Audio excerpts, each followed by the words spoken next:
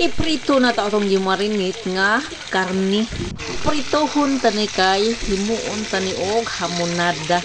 Pero una nato ni himuog hamonada ato sa ni siyang prituhon tanan. O nya ismudra nato ni kaldero pagkahuman nato og prito.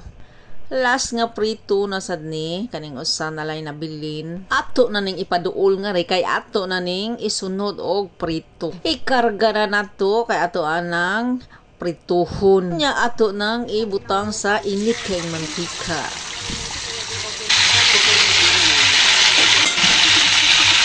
Ato din ning hamonada unya ang kanisiya kaning gimarinate ibubo tani sa kaldero.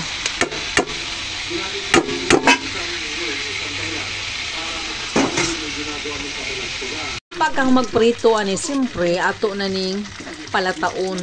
Akong gigamit ani pagpalataoling para inanay sad baon niya nindot sad ang pagkalataan ni. Matik diretso na ta sa luto na. Mao na di atong hamonada. Onya diri lang sad tama na kong video. Salamat sa pagtan-aw.